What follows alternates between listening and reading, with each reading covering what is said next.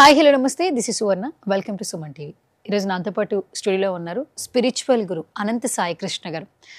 Almost చాలా వరకు కూడా స్పిరిచువల్గా ఏ వీడియో వచ్చినా కమెంట్ చేస్తున్నారు, లైక్ చేస్తున్నారు. సుమన్ టీవీలో స్పిరిచువల్కి సంబంధించి చాలా క్వశ్చన్స్ కూడా రేస్ చేస్తున్నారు. సో ఈరోజు స్పెషల్ ఎపిసోడ్లో చాలా ముఖ్యమైన విషయాలు తెలుసుకుందాం. ఈ మధ్యకాలంలో మనం చూస్తున్నాం స్ట్రెస్ లైఫ్లో ప్రతి ఒక్కరికి స్పిరిచువల్గా ఉండాలని ఉంది. బట్ స్పిరిచువల్గా వెళితే మన జీవితంలో ఎలాంటి మార్పులు చోటు చేసుకుంటాయి మనతో మాట్లాడడానికి సాయికృష్ణ గారు సిద్ధంగా ఉన్నారు. మాట్లాడేద్దాం. నమస్కారం సాయికృష్ణ గారు. నమస్తే అండి. సాయికృష్ణ గారు, స్పిరిచువల్గా ఎవరు జర్నీలో స్టార్ట్ చేసినా కూడా ధ్యానం అనేది చాలా ఇంపార్టెంట్ అని ప్రతి ఒక్క స్పిరిచువల్ గురు చెప్తారు. ఆల్మోస్ట్ మీరు 25 years నుంచి ఇదే ప్రొఫెషన్లో ఉన్నారు కాబట్టి మీ దగ్గర ఎలాంటి క్లయింట్స్ వచ్చినా కూడా ధ్యానం గురించి కూడా పర్టికులర్గా ఇలా ఉండాలని చెప్తారంట. అసలు ఫస్ట్ ఆఫ్ ఆల్ ధ్యానం ఎందుకు చేయాలి, ఏ విధంగా చేయాలి? చాలా మంది ఏంటంటే మాకు ధ్యానం చేసే టైం లేదని చెప్తుంటారు. వాళ్ళకి మీరు ఇచ్చే సలహాలు, సూచనలు ఏంటి? నిజంగానే మన నిత్య జీవితంలో ధ్యానం చేయటం వల్ల చాలా మార్పులు చోటు చేసుకుంటాయా? చూడండి, ధ్యానం ఎందుకు చేయాలని అంటున్నారు కదా. ఇప్పుడు మీరు గౌతమ బుద్ధుడి గురించి వినింటారు. ఇప్పుడు ధ్యానం అనేది ఏదో మనము ఈ జనరేషన్ లో తీసుకొచ్చే టాపిక్ కాదు. కొన్ని వేల సంవత్సరాల క్రితమే ధ్యానం వల్ల ఉపయోగం అనేది మన గౌతమ బుద్ధుడి ద్వారా లైవ్ లోకి రావడం జరిగింది. దీని యొక్క ఇంపాక్ట్, దీని యొక్క అవసరము ఆ జనరేషన్ వాళ్ళకి అవసరం లేదు. ఈ జనరేషన్ వాళ్ళకి మాత్రము ఖచ్చితంగా ధ్యానం అనేది 100% నీడ్ ఉంది. ఎందుకంటే ఇప్పుడు ప్రతి ఒక్కరిని ఎవరినైనా తీసుకున్నా ఈ యొక్క సిటీ లైఫ్ ఎలాగుందంటే ప్రతి ఒక్క దానికి స్ట్రెస్ ఒకటి, ఓపిక లేనిదనం ఒకటి, ఇవన్నిటికీ ఏంటంటే ధ్యానం అనేది సర్వరోగ నివారణ మాదిరి ఉపయోగపడుతుంది. కాబట్టి ప్రతి ఒక్కరికి ధ్యానం చేయమని చెప్తున్నాం. కాబట్టి ప్రతి ఒక్కరికి మా దగ్గరకు వచ్చే వాళ్ళంతా ధ్యానంతోనే వాళ్ళ యొక్క ప్రాబ్లమ్స్ ను వాటికి పరిష్కారం అనేది ధ్యానం ద్వారానే స్టార్ట్ చేయడం జరుగుతుంది. అయితే ధ్యానం అనేది ప్రతి ఒక్కరి జీవితంలో ప్రధాన మూల కారణం. అయితే ధ్యానం నుంచే మన జీవితంలో అన్ని మొదలవుతాయి అనిపిస్తుంది మీరు మాట్లాడుతుంటే. ఖచ్చితంగానండి. ఇప్పుడు ప్రతిరోజు ఎప్పుడైతే ధ్యానం చేస్తామో మనలో ఉన్నటువంటి నెగిటివ్ ఆలోచనలు వెళ్ళిపోతాయి, పాజిటివ్ ఆలోచనలు వస్తాయి.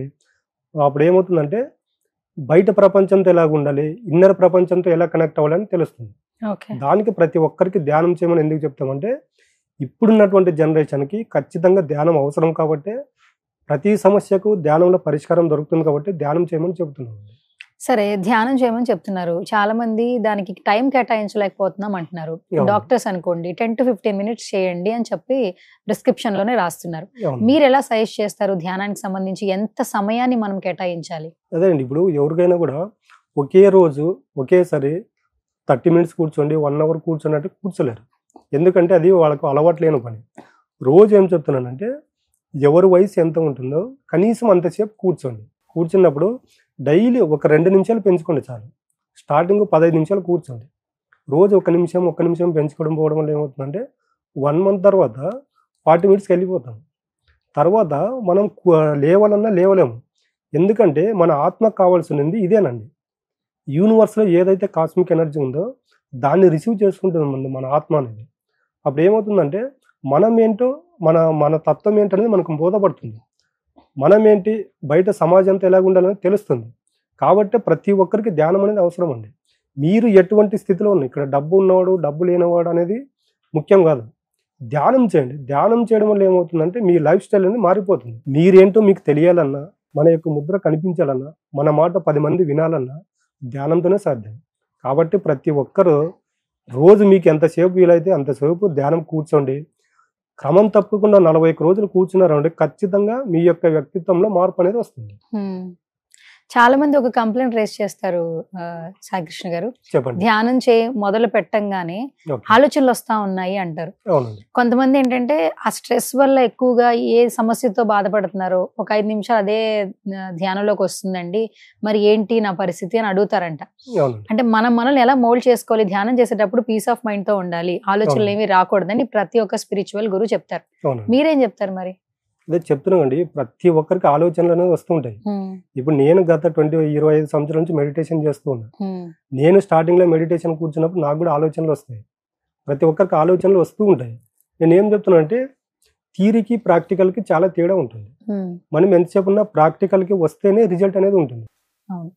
ఓకే, సో మొత్తానికి ధ్యానం ఎందుకు చేయాలి, ఏ విధంగా చేయాలి, నిజంగానే ధ్యానం చేస్తే మన నిజ జీవితంలో ఎలాంటి మార్పులు వస్తాయో చాలా చక్కటి పరిష్కార మార్గాలు అలాగే సలహాలు సూచనలు ఇచ్చారు. Thank you so much once again Saikrishna గారు. అండ్ ఒకసారి నాకు ధ్యానం గురించి ఒక రియల్గా లైవ్లో మీరు ఒకసారి చేస్తే నాకు కూడా ఒకసారి చూడాలనుంది. సాయి గారు, నేనైతే రెడీ అయిపోయాను. సో ప్రతి వీడియోలో మీరు ధ్యానం యొక్క ఇంపార్టెన్స్ చెప్తూ ఉంటారు. ఈ రోజు మనం స్టూడియోలో ధ్యానం చేయాలని సిద్ధంగా ఉన్నాం కాబట్టి ఫస్ట్ ప్రాసెస్ తెలియజేస్తారు. ఇప్పుడు చూడండి, మనకు ప్రతిదానికి పంచేంద్రియాలు అనేది ముఖ్యం. పంచేంద్రియాలు అంటే ఏంటి? కళ్ళు, ముక్కు, నోరు, చెవి, దేహం. ఫస్ట్ మనము మెడిటేషన్ కూర్చున్నప్పుడు ఈ 5 లాక్ చేసేయాలి. కళ్ళు మూసుకుంటాము. కళ్ళు మూసుకున్న తర్వాత ఆటోమేటిక్గా మన బాడీ అనేది చాలా మంది ఒత్తిడితో స్ట్రెస్గా పెట్టుకుంటారు. రిలీఫ్గా వదిలేసేయాలి. ఫ్రీగా ఉండాలి.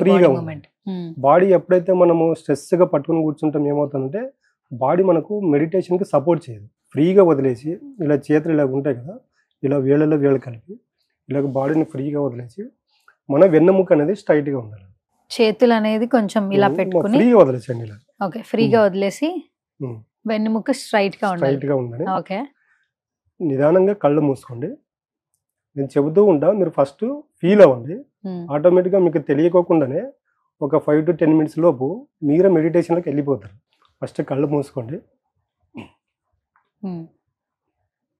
నేను చెప్పేది జాగ్రత్తగా వింటూ ఉండండి. మీరు తీసుకునే శ్వాసను, వదిలే శ్వాసను గమనిస్తూ కూర్చోండి. నిదానంగా శ్వాస తీసుకుంటూ నిదానంగా వదులుతూ మీ దృష్టి అనేది మీరు తీసుకునే శ్వాస పైన, వదిలే శ్వాస పైన మాత్రమే పెట్టండి. ఇలా చేయడం వలన మీకు వచ్చే ఆలోచనలు అనేవి రాకుండా ఆగిపోతాయి. ప్రశాంతంగా ఎటువంటి ఆలోచన లేకుండా మీరు తీసుకునే శ్వాసను, వదిలే శ్వాసను గమనిస్తూ కూర్చోండి.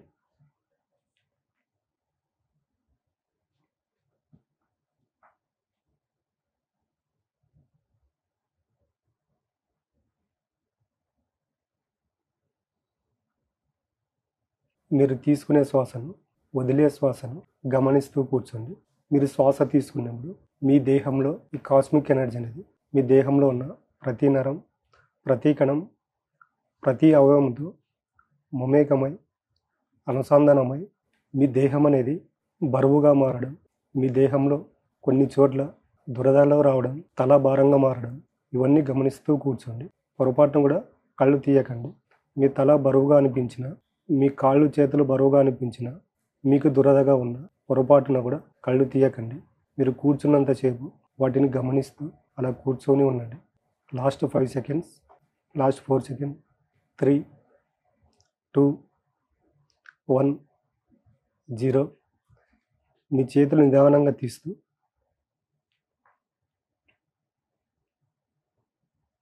మీ అరిచేతులను మీ కంటి ముందు ఉంచుకోండి. మీ చేతులు కంటి ముందుకు చాస్తూ నిదానంగా కళ్ళు తెరుస్తూ మీ అరచేతులను చూసుకోండి. బేసిక్గా ఫస్ట్ పాయింట్ బాగా బిలీవ్ చేస్తాను. అంటే కళ్ళు మూసుకున్న తర్వాత ఒక 2-3 seconds వేరే ఆలోచనలు వస్తుండే. బట్ ఈ శ్వాస పీల్చడం, శ్వాస వదలడం మీద కాన్సన్ట్రేట్ చేయండి అని మీరు చెప్తూ ఉన్నారు. సో అది బ్రీత్ అవుట్లో ఆ కాన్సన్ట్రేషన్ మొత్తం దాని మీద వెళ్ళటం వల్ల కొంచెం హెడ్ వెయిట్గా అనిపించడం, బాడీ కొంచెం బరువుగా అనిపించడం, అట్లయితే అనిపించింది. ఇంకా వేరే థాట్స్ అయితే రాలేదు. ఈ తల బరువుగా అనిపించడం, బాడీ బరువుగా అనిపించడం ఎందుకు జరుగుతుందంటే మనకి ఇక్కడ బ్రహ్మరంధ్రం అనేది ఉంటుంది. ఈ కాస్మిక్ ఎనర్జీ అనేది ఈ బ్రహ్మరంధ్రం గుండా ఎప్పుడైతే మన దేహంలోకి వెళ్తుందో మన దేహంలో ఉన్న ఈ నెగిటివ్ యొక్క కర్మ ఫలితం ఏదైతే ఉంటుందో అక్కడ హీలింగ్ అనేది స్టార్ట్ అవుతూ ఉంటుంది అన్నమాట. ఆ హీలింగ్ జరిగే ప్రాసెస్లో అక్కడ ఉన్నటువంటి నెగిటివ్ అనేది బయటికి వెళ్ళిపోవాలి. కాబట్టి ఈ తలలో ఉన్నటువంటి నెగిటివ్ వెళ్ళిపోతున్నా, మన ఇన్నర్ బాడీలో ఉన్నటువంటి నెగిటివ్ వెళ్ళిపోతున్నా, ఆ బాడీ బరువుగా అనిపించడం, తల బరువుగా అనిపించడం, ఇవన్నీ జరుగుతూ ఉంటాయి అన్నమాట. ఇవన్నీ జరుగుతుంటాయి కాబట్టి ధ్యానంలో కూర్చున్నప్పుడు మీకు ధ్యానం యొక్క రిజల్ట్ స్టార్ట్ అయ్యిందని నమ్మాలి. చాలా మంది ఏం చేస్తున్నారంటే ఇక్కడ నాకు ఏదో జరిగిపోతుందని భయపడి మధ్యలో లేచేసి ధ్యానం చేయడం మానేస్తారు. మీకు ఎప్పుడైతే ఇలా జరుగుతుందో మీకు కరెక్ట్ 100% మెడిటేషన్ యొక్క రిజల్ట్ స్టార్ట్ అయిందని నమ్మండి. ఈ విధంగా మీరు రోజు ఎంతసేపు వీలైతే అంతసేపు కూర్చోండి. ఖచ్చితంగా మీ యొక్క లైఫ్లో అనేది 100% చేంజ్ అవుతుంది. బ్రీత్ ఇన్ బ్రీత్ అవుట్ ద్వారా ఫస్ట్ ఆఫ్ ఆల్ ఎక్సర్సైజ్ అవుతుంది బాడీకి. అవునండి. అండ్ ఇంకొకటి మనకి గంటకి 72,000 ఆలోచనలు వస్తాయి అంటుంటారు కదా మీరు. అంటే అవునండి. మాకు మనిషికి 72,000 ఆలోచనలు వస్తుంటాయి అంటారు. అవును. ఆ కాసేపు ఏంటంటే దాని మీద కాన్సన్ట్రేట్ చేయడం వల్ల ఎటువంటి ఆలోచనలు అయితే రావట్లేదు. అవును. కొంచెం బాడీ అనేది కొంచెం వెయిట్ అనిపించినా కూడా మీరు లాస్ట్ ఈ హాఫ్ అన్ అవర్ చేసే క్రమంలో అరగంట తర్వాత మనం స్టార్ట్ చేసి ఒక హాఫ్ అన్ అవర్ అవుతుంది. అవును. అరగంటలో లాస్ట్ మీరు 4 సెకండ్స్ నుంచి స్టార్ట్ చేస్తున్నారు, ఎండ్ చెప్తున్నారు. ఆ ఎండ్ అప్పుడు ఎప్పుడైతే ఐస్ కొంచెం నిదానంగా ఓపెన్ చేస్తామో మొత్తం వెయిట్ ఉన్నదంతా బాడీ ఫ్రీ అయిపోయింది. అదేనండి. ఎందుకు చెప్తున్నానంటే ఈ 5 సెకండ్స్ ఎందుకు చెప్పానంటే మనం ఉన్నట్టుండి ఒకేసారి కళ్ళు తీసామనుకోండి ఆ యొక్క మెడిటేషన్ ఇంపాక్ట్ అనేది మనకు కనిపించదు. ఆ నిదానంగా ఆ చేతులు తీస్తూ ఒక 5 సెకండ్స్ తర్వాత నిదానంగా కళ్ళు తెరిచామనుకోండి ఆ ఫీల్ అనేది ఆ కాస్మిక్ ఎనర్జీ అనేది మన దగ్గరే ఉంటుంది అన్నమాట. అది కూడా ఒక పాయింట్ అండి మెడిటేషన్ చేసేటప్పుడు. ఇంకొకటి ధ్యానం అనేది ఆరోగ్య సమస్యలు ఎక్కువ ఉన్న వాళ్ళు కూడా చేస్తే బాగుంటుంది. లైక్ హార్ట్ పేషెంట్స్ కావచ్చు, అవునండి. ఈ సైనస్ ప్రాబ్లం ఉన్న వాళ్ళకి, బ్రీతింగ్ ప్రాబ్లం ఉంటుంది కొంచెం వింటర్ లో కావచ్చు, అవునండి. వాళ్ళందరూ ధ్యానం చేస్తే బాగుంటుంది అని చెప్తుంటారు. బట్ వాళ్ళు చేయలేకపోతుంటారు. స్ట్రెస్ కే కాదు, హెల్త్ కి సంబంధించి కూడా ధ్యానం చేస్తే మంచిదని అనిపిస్తుంది. కొంచెం బాడీ కొంచెం వెయిట్లెస్ గా, ఎంత ఓవర్ వెయిట్ ఉన్నా కూడా ఆ కాసేపు కొంచెం బ్రెయిన్ కి కావచ్చు, బాడీకి కావచ్చు ఒక అవును. రకమైన విశ్రాంతి వస్తున్నా అనిపిస్తుంది ధ్యానం చేసినప్పుడు. అదే 100% అండి. ధ్యానం యొక్క ఇంపాక్ట్ అనేది నేను చెప్పాను మన భారతదేశం అనేది ఆధ్యాత్మికానికి ఆది గురువు లాంటిదని. దీన్ని మనం బిలీవ్ చేయట్లేదు. మీరు ఒక 2 years బ్యాక్ తీసుకుంటే ఇక్కడ ఆస్ట్రేలియాలో ఒక ఫ్లడ్ వచ్చి మొత్తం ఒక ఫుట్బాల్ టీం మొత్తం ఆ గుహలో ఇరుక్కుపోయారు. మొత్తం లోపలంతా వాటర్, బయటికి రావడానికి కూడా ప్లేస్ లేదు. 11 days దాదాపు అంటే 11 days లోపలే ఉన్నారు. ఆ 11 days వాళ్ళు మెడిటేషన్ చేసి ఎటువంటి ఫుడ్ లేకుండా 11 days తర్వాత బయటకు వచ్చారు. ఇది రియల్లీ జరిగింది. ఇది అంటే మెడిటేషన్ కి అంత ఇంపాక్ట్ ఉంటుందండి. ఫుడ్ లేకపోయినా కూడా ఉండొచ్చు. ఇప్పుడు హిమాలయాలో కావచ్చు వీళ్ళంతా యోగులు ఎలా బతుకుతున్నారంటే ఎప్పుడైతే ఒక వ్యక్తి మెడిటేషన్ చేస్తూ దాని మెడిటేషన్ కి అలవాటు పడ్డాడు అనుకోండి మన యొక్క వ్యక్తిత్వంలో మార్పు వస్తుంది. చూసే ప్రతి దాని పట్ల సాక్షిభూతంగా ఉండగలుగుతాం. నేను చెప్పాను మన యొక్క వ్యక్తిత్వాన్ని బట్టే ఈ పంచభూతాలు కావచ్చు,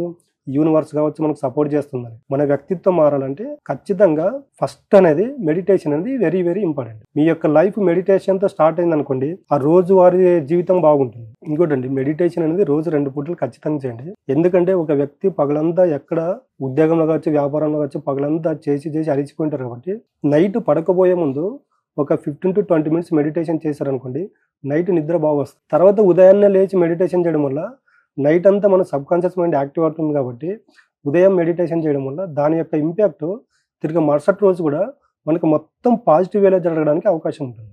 ఓకే, థ్యాంక్ యూ అండి, థ్యాంక్ యూ సో మచ్. నమస్తే. ఎస్, చూసేసారు కదా, బేసిక్గా ధ్యానం అనేది చేయాలని అందరూ చెప్తూ ఉంటారు. బట్ స్పిరిచువల్గా ఉన్న వాళ్ళకి ఖచ్చితంగా ధ్యానం యొక్క ప్రాముఖ్యత అయితే తెలుస్తుందని చెప్పొచ్చు. నవేడేస్ ఏంటంటే పరిగెడుతున్న టైంలో అందరూ కూడా హెల్త్ కాన్షియస్ మీద ఏంటంటే కొంతమంది జిమ్కి అలవాటు పడుతున్నారు, కొంతమంది యోగా చేస్తున్నారు. బట్ రెండింటిలో కూడా ధ్యానం అనేది పీస్ ఆఫ్ మైండ్ క్రియేట్ చేస్తుందని చెప్పొచ్చు. ఒకసారి నేనైతే ట్రై చేశానండి. ఈ వీడియో చూసిన తర్వాత మీరు ఎక్కువగా స్ట్రెస్ ఫీల్ అవుతున్నా, లైఫ్లో ఏదైనా సమస్యలు వచ్చి అవి ఖచ్చితంగా అవ్వట్లేదు, కంటిన్యూగా ఒక బ్యాడ్ నెగిటివే మా చుట్టూ ఆరా తిరుగుతూ ఉంది, పాజిటివ్ వైబ్స్ రావట్లేదు అని మీరే ఫీల్ అయితే కనుక ఒక అరగంట సేపు మార్నింగ్ లేచిన తర్వాత, ఒకవేళ మార్నింగ్ లేచిన తర్వాత టైం లేకపోతే పడుకోబోయే ముందైనా సరే ఒక్కసారి ధ్యానం చేయడానికి ప్రయత్నించండి. సేమ్ సాయి కృష్ణ గారు ఏదైతే ప్రాసెస్ చెప్పారో ఒకసారి ట్రై చేసి చూడండి. నిజంగానే మీకు రిలీఫ్గా అనిపిస్తే మాత్రం ఈ వీడియో కింద ఒక కమెంట్ అయితే చేయండి. ధ్యానం గురించి ఇంకా మోర్ ఇన్ఫర్మేషన్ తెలుసుకోవాలంటే మాత్రం సుమన్ టీవీలో వీడియోస్ వస్తూనే ఉంటాయి. Thank you so much.